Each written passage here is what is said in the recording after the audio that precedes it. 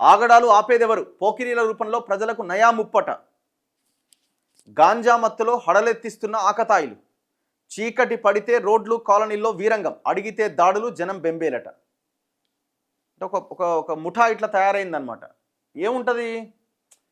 వాళ్ళు ఈ బెల్ట్ షాపులు, ఈ పర్మిట్ రూమ్లలో తాగుడుతో స్టార్ట్ చేస్తారు.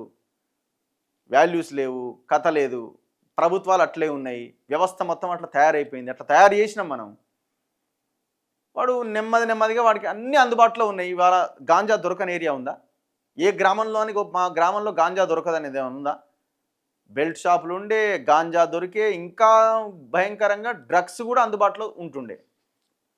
దొరికితే దొంగ, దొరకకపోతే నడుస్తూనే ఉంది కదా దందా. సో ఇట్లా చాలామంది యువత పక్కదారి పడుతున్నారు. అది తీసుకున్న వాళ్ళు ఏముంటారు, సైకోల్ లెక్క ప్రవర్తిస్తారు. అది ప్రజల మీద, రోడ్ల మీద ఉన్న ప్రజల మీద చూపిస్తున్నారట. వాడు ఎదురుగున్నోడు పెద్దోడా చిన్నోడా ఏంది ఏమీ లేదు. పొరపాటున ఇంట్లో పేరెంట్స్ గట్టిగా మాట్లాడినా వాళ్ళని కూడా కొడతారు. ఎంత కొట్టి చంపుతలేరు. ఇప్పుడు అది ఏం చేయాలంటే దీని మీద ఎప్పటికప్పుడు రివ్యూలు చేయాలా. ఇప్పుడు ఆ సైలెన్సర్లు అట్లాంటివి పెట్టుకొని తిరుగుతున్నారు. వాడిని ఒకసారి పిలుస్తావు, మార్పిస్తారు. రెండోసారి పీడీ యాక్ట్ పెట్టి పడేయాలి ఇట్లాంటి వాళ్ళ మీద. వాడు 1 year దాకా బయటికి రాకుండా చేయాలా.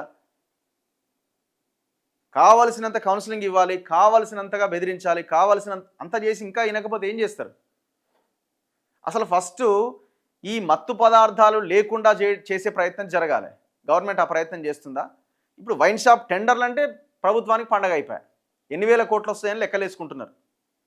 ఎన్ని వేల కోట్లు వస్తే ఈసారి 3 ఏళ్ళకి పెంచాలన్నా, 4 ఏళ్ళకి పెంచాలన్నా, ఆ అప్లికేషన్ రేటు 2 లక్షల నుంచి 3 లక్షలకు చేయాలన్నా, ఈ ఆలోచనతోనే ఉన్నారు కదా.